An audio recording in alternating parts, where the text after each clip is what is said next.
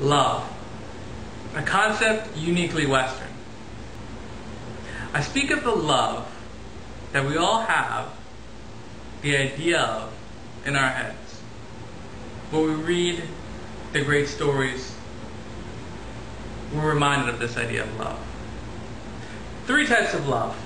Agape, love for everyone, something Jesus says. Eros, lust, we call it nowadays.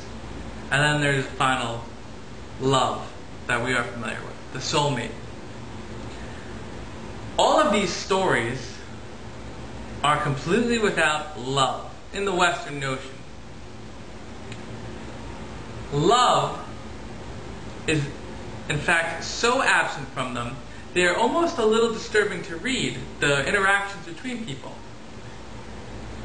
Even today in Japan, the idea of love is not fully understood.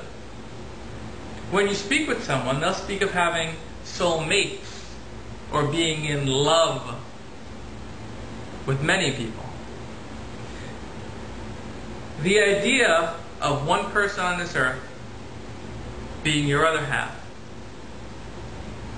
is Western and fairly new. It arrived actually around 1200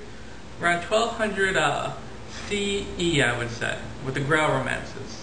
Wolfram von Eschenbach actually begins to mention it more frequently.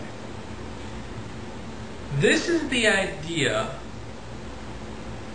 that love is a sacrifice, where you and your beloved will go through anything together.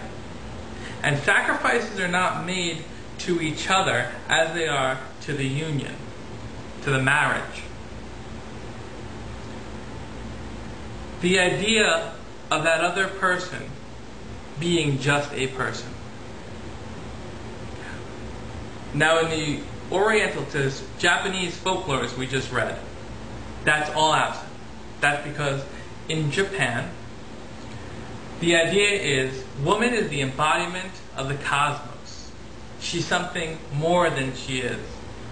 Her shell or her appearance is a mere physical illusion, what the Buddhists would call mushka, burnt string. They have a little burnt thing, you blow on it, it's not there. That's the idea of woman in traditional Japan, even in modern Japan. So, these 2 types of teachings will spring out different philosophies. And ultimately, the absence of love is just one of the many ways that the Oriental system is completely incompatible